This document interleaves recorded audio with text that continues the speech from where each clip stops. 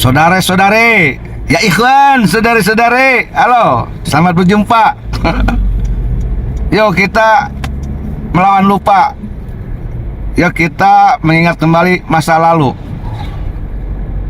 Yang masa lalu sebagai pengalaman, kita jadikan pelajaran. Jangan terjadi ke masa depan yang buruk-buruknya.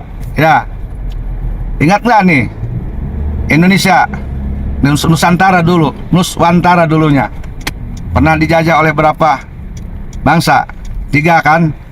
Pertama oleh VOC, Portugal. Kedua oleh Belanda. Ketiga oleh Jepang. Tahu nggak ketiga-tiganya gimana? Apakah langsung ngejajah? Enggak. Langsung nyerang dengan senjata? Tidak. Pertama apa? Akal bulusnya apa coba? Ngadalin orang Indonesia, orang Nusantara ketika itu. Saat itu sedang kerajaan-kerajaan. Ngadalinnya gimana? Jepang Portugal datang, pura-pura ada kepentingan ekonomi, rempah-rempah, ya kan? Orang Indonesia kepada tamu sangat hormat, husnudon terus, santun. Nusantara begitu adatnya ketimuran. Apalagi itu kelihatannya, waduh badannya tegap, ganteng, langsung aja. Orang Indonesia kan kadang-kadang langsung rendah, ya. Langsung tunduk. Udah mau orang husnudonan, adat ketimuran, langsung gampang rendah dirian. VOC diterima, jalinan kerjasama, lada dan sebagainya.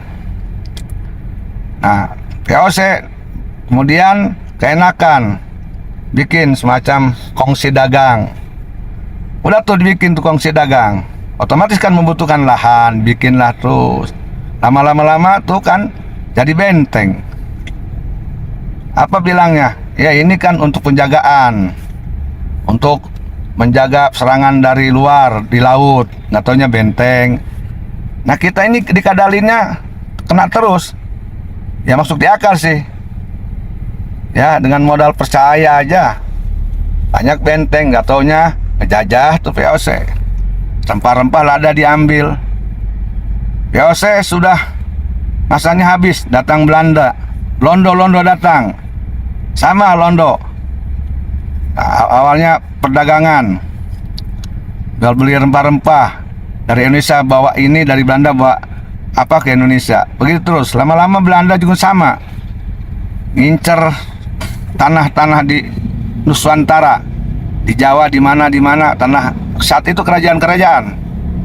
Melihat penduduknya mungkin disangkanya ini dianggapnya rendah, bodoh, mulailah akalnya main. Bagaimana menguasai tanah? Nah, pertama-tama ya benar dibeli.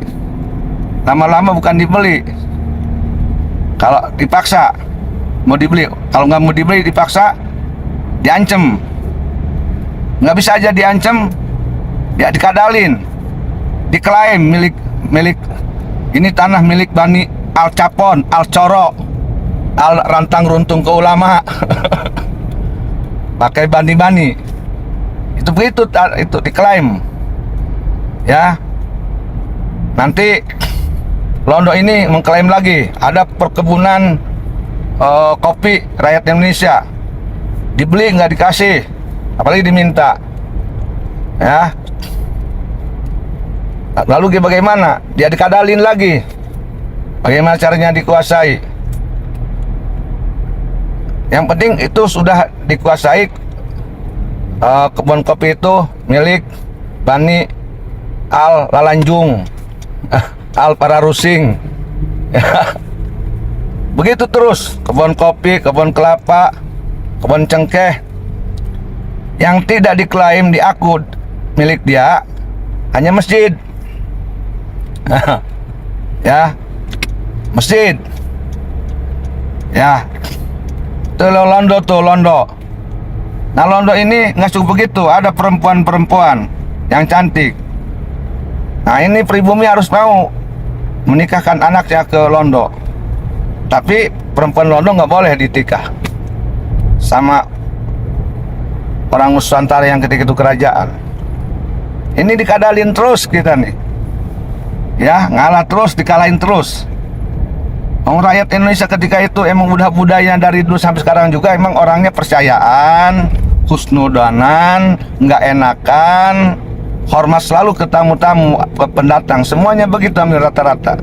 Ada ketimurannya luar biasa, walaupun dikadalin, dikorbanin 350 tahun dijajah nenek moyang kita, darah berceceran, jerit ketangisan, jerit tangis menderita, tanah habis, hancur, ya, terpisah dengan keluarga, bahkan dibunuh kepala dengan badan nggak tahu di mana. Nah, ini London ini sudah menguasai tanah, nafsunya terus tidak berhenti. Tanah sudah dikuasai di Nusantara, kerajaan-kerajaan. Apalagi ingin menguasai sistemnya, kerajaannya, kekuasaan, ingin berkuasa di Indonesia. London tuh, gimana caranya? Kerajaan dengan kerajaan diadu domba. Ya, kerajaan A dengan kerajaan adu domba. Dia otaknya mah. Nanti dia lagi yang nongol pura-pura jadi pahlawan, padahal dia yang ngebusin. Ke kerajaan A dia ngaduin kerajaan B ngaduin kerajaan A. Udah mau perang, nanti dia akan pura-pura ngebantu kerajaan A. Kerajaan ini di Indonesia ini saat itu karena merasa dibantu oleh Belanda, ya mau dong. Nah, kalau sudah merasa udang budi, nah di situ Belanda ikut campur. Nah, itu cara menguasai kerajaan. Adu dombanya begitu. Terus gimana kalau umpamanya ini cara menghancurkan kerajaan yang lain? Teknisnya yaitu dengan dirayunya pribumi. Untuk jadi apa? Untuk jadi babunya, untuk jadi jongosnya. Iya, untuk jadi mata-matanya, untuk jadi pengkhianat, pengkhianat saudaranya, pengkhianat bangsanya, pengkhianat sukunya, pengkhianat rasnya. Mau lagi aja tuh mental-mental budak diadu domba oleh pendatang. Ah, itu saudaranya. Nah, ini mental-mental ini yang menghancurkan Indonesia. Sebetulnya itu dari dulu juga, nggak oleh Belanda langsung, nggak oleh Jepang langsung, nggak oleh Portugis langsung. Enggak, jadi yang diaduin tuh ya orang-orang kitanya juga. Setelah lemah baru mereka datang belakangan, kayak film India. Udah ketangkap baru datang. Gitu. Udah lemah baru datang dia tuh. Pinter kan? Yang capeknya orang-orang kita, orang sesama suku di Indonesia, orang Jawa dengan orang Jawa, yang satu pengkhianat, yang satu memang orang yang dihianati. Nah, orang yang dihianatinya udah lemah, baru lawannya muncul, serang, begitu. Perjuangan juga begitu, di Banten, ya, di Jakarta, di Betawi kan ada si Pitung. Itu secara pribadi-pribadi tuh. Si Pitung lawan Belanda, Belanda udah kesulitan nyari si Pitung, si JI. Nyari dia nggak bisa. Gimana caranya? Ya, orang Betawi lagi yang dididik jadi pengkhianat. Mematai-matai si Pitung, di mana tempatnya jadi informan, lapor ke Belanda. Kelemahan-kelemahannya kan begitu kan? Ada yang ngasih tahu si Pitung di sana, baru diserang. Jadi kalahnya, hancurnya pejuang-pejuang di Indonesia itu ya akibat pengkhianat, babu-babu, jongos-jongos, mental-mental jongos. Oleh itu lemahnya. Jadi semua diklaim. Pengklaiman ini salah satu bentuk penjajahan secara halus. Seperti tadi di zaman Belanda ada apa, kebun kopi diklaim, ini kebun kopi milik Bani Al Palsui. Nah, ini kebun cengkeh milik Bani Al Dustai. Ini kebun lada milik kebun cengkeh Bani Al Bohongi. Nah, semua diklaim. Nah, termasuk makom-makom ulama-ulama besar wali. Nah, diklaim ini makom keramat Bani al coroti. Begitu terus. Semuanya mau kembali aja yang termasuk. Temasurannya diambil, keturunannya dipenggal, ditiadakan. Karena supaya wali besar ini menjadi baninya. Dan supaya keturunannya tidak ada, dikatakan itu tidak punya keturunan atau dihancurkan. Kenapa sebabnya? Semua makom-makom itu diklaim milik bani-bani al. Ya supaya dia sendiri yang hebat di Indonesia ini. Kenapa ditiadakan keturunannya wali-wali yang diambil masurnya itu? Tadi supaya masyarakat tidak percaya bahwa dia punya keturunan.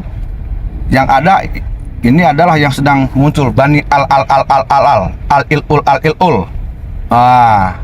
Ini sudah mulai penjajahan halus, penguasaan. Ya, udah dikuasai, baru nanti sistemnya, kekuasaannya. Seperti tadi itu Belanda udah menguasai perkebunan cengkeh, perkebunan lada, kopi, kelapa, baru kerajaannya dikuasai. Rajanya diadu domba. Dia yang ngadu domba, dia yang nyebarkan adu domba, dan dia yang muncul pura-pura jadi pahlawan ngebantu salah satu kerajaan. Nah, itu sengaja bisa menguasai, otomatis kan. Begitu terus. Dikuasai akhirnya sistem kerajaannya dikuasai. Akhirnya dia apa? Si pendatang itu menguasai ekonomi, menguasai sejarah. Tadi itu makam-makam Bali itu, makam wakil klaim milik Bani Al, menguasai kekayaan. Terakhir menguasai daerah Indonesia, dijajah oleh Portugis, dijajah oleh Belanda. Nah, dijajah oleh Jepang. Nah, Jepang nih, ini Jepang pinter nih. Orang Indonesia tuh dia tahu, gampang diaku saudara langsung iya. Datanglah orang Jepang. Ngakunya apa? Ini saudara dari negeri apa tuh? Sakura. Negeri apa namanya ya? Jepang adalah saudaranya Nusantara. Orang Indonesia diaku saudara oleh Jepang. Saya lupa lagi tuh ya istilahnya. Dulu sih waktu sekolah. Apalagi negara terbit matahari. Jepang tuh ngaku ke Indonesia. Orang Indonesia kepedean GR. Bangga, waduh. Nggak taunya Jepang mau ngejajah. Isi pinter dia tuh, si pendatang tuh pinter. Orang Indonesia gampang, udah aja diaku saudara, saudare, ikhwan, ente, saudara ane, satu bangsa, satu rumpun, satu leluhur, satu buyut. Nah, langsung lah kelepak. Udah, nggak taunya mau dikadalin, dibunuh loh. Apa sejarahnya dibunuh, nasabnya dibunuh, ya ekonominya dibunuh. Nanti negaranya juga sama dirampok. itu harus hati-hati. Jadi penjajahannya macam-macam.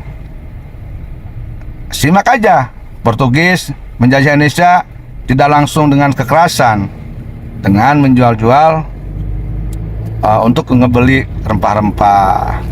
Belanda untuk menjalin kerjasama ekonomi, pengamanan. Jepang datang ke Indonesia dengan mengatakan kekeluargaan, family, satu bangsa, satu rumpun Asia, kita saudara. Itu tiga dilakukan. Kemudian sistemnya apa? Satu, dengan menjadikan sesama satu suku, satu daerah, saudara, dijadikan itu Masya Allah, apa, babu-babu, centeng atau pengkhianat. atau jongos. Nah, diaduin tuh. Tapi dengan diiming-imingi tadi, kekuasaan, uang, pengakuan, saudara. Kan orang Indonesia mah percayaan orangnya. Enggak suudonan, enggak. Husnudon terus. Walaupun diinjak kepala juga husnudon terus. Dicaci maki, ya wajar, itu saudara kita, jangan marah. Dibenci, jangan marah, itu saudara kita. Kalah oleh itu. Mau ngelawan, jangan tatu kualat. Nanti pamali, ulah dilawanan pamali, dulur dia kuku mageh. Kan gitu terus, padahal mah itu mah pendatang, ngan ngaku-ngaku unggul. Ya. Ini ada yang lucu lagi. Nanti di satu daerah ada nama wali masyhur terkenal. Itu nanti diklaim wali masyhur ini adalah nasabnya ke Bani Al bohongi, Al palsui. Nah, keturunannya tadi ditiadakan, dibabat habis, tidak ada punya keturunan. Karena supaya tidak ada perlawanan dari keturunan wali ini. Diambil masyhurnya supaya klan dia yang masyhur di negeri Nusantara semua rendah, dijajah, mudah sekali untuk dijajah. Itu motif-motif. Jadi intinya para penjajah, orang luar datang ke Indonesia itu memang tidak langsung dengan kekerasan, tapi dengan lembut, berpura-pura usaha, dagang, kerjasama ekonomi, ada juga kerjasama agama, menjual-jual agama. Nanti yang dijualnya itu saudara, kasih sayang. Nah, nanti selanjutnya teknisnya orang Indonesia asli yang sebangsa, setanah air, sesuku, sedaerah, ada yang dijadikan jongosnya, mata-matanya, babunya. Diaduin itu oleh mereka, dan tidak langsung menguasai kerajaan, tapi dikuasai dulu tanahnya, kemudian dikuasai dulu budayanya, adatnya dikuasai, kemudian dikuasailah baru sistemnya, kekuasaannya. Seperti itu. Diklaim dulu nih, ini kuburan Bani Al-Anu, diklaim lagi ini milik Anu-Anu, Bani Al-Anu, Al-Capon, Al-Ngaco, segala rupa lah ya. Nah, seperti itu. Jadi kita harus jernih, kita harus tahu. Dan anehnya nih, orang-orang kita nih, udah memang orang kita ini orang-orang baik sih ya, hatinya bersih, selalu husnudon, punya adab etika, ketimuran, selalu percayaan. Tapi memang dikadalin nasibnya. Gak peduli itu nenek moyangnya dipanggal, disiksa, dibunuh, diperkosa, dipisahkan antara kepala dengan badan, hartanya diambil, diperas, ya, harga dirinya diinjak, kepalanya diinjak, tapi masih aja doktrin pamali, ulah dilawanan, ulah pamali. Bisa kawalat begitu terus. Akhirnya kan 350 tahun Indonesia dijajah Belanda, 3,5 tahun oleh Jepang, belum oleh Portugis ya. Kemudian karena kita ini memang sudah adat ketimuran, terkadang ke wali itu kan langsung hormat aja. Nanti dibikin untuk menaikkan klannya, baninya aja yang hebat. Bukan hanya memang ada makam wali yang masuk yang dikaitkan nasabnya ke baninya, tapi dibikin makam baru hasil mukasyafah, katanya mukasyafah. Yang namanya orang Indonesia kan kalau udah bicara mukasyafah wah orang hebat nih, pemukasyafah langsung kan, orang Indonesia Timur ini langsung berarti orang soleh, mukasyafah orang soleh, benar diyakin langsung.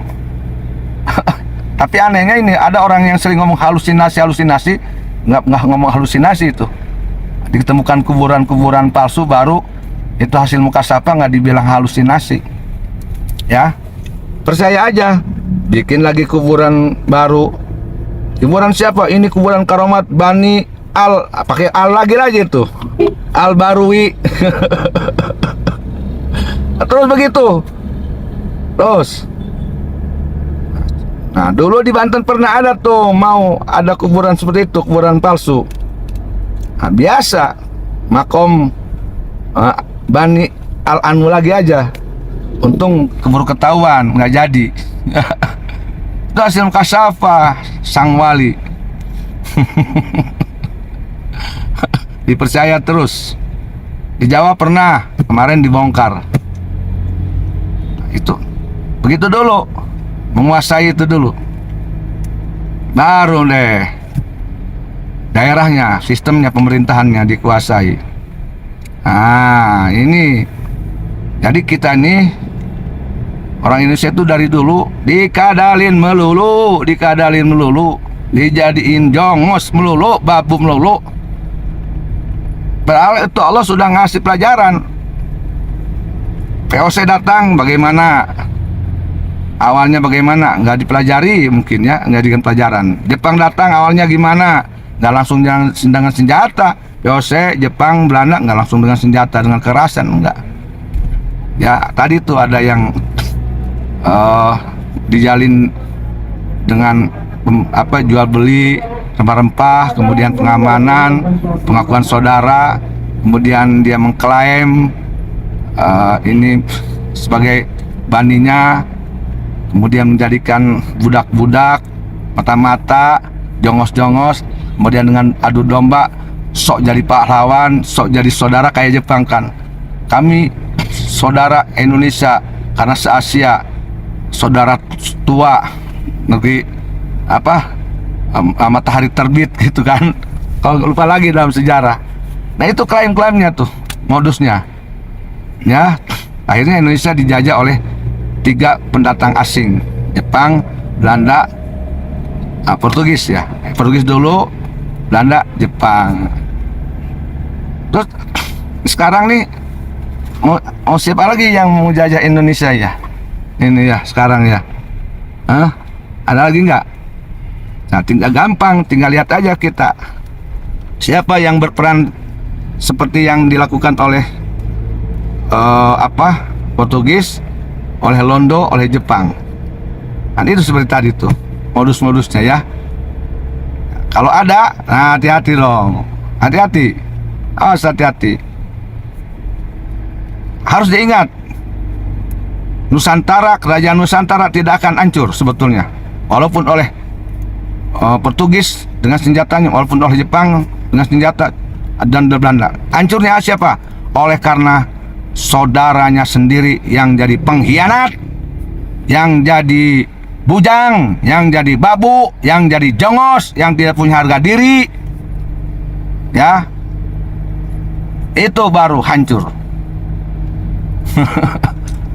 Oleh itu hancurnya, karena baik Portugis, baik Belanda, baik Jepang, cara menghancurkan kerajaan Nusantara itu tidak langsung oleh tangan dia langsung berhadapan, tapi melalui orang-orang sebangsanya, sesaudaranya, sesukunya, sekeluarganya, sedarahnya, saudara-saudara diadu-adu.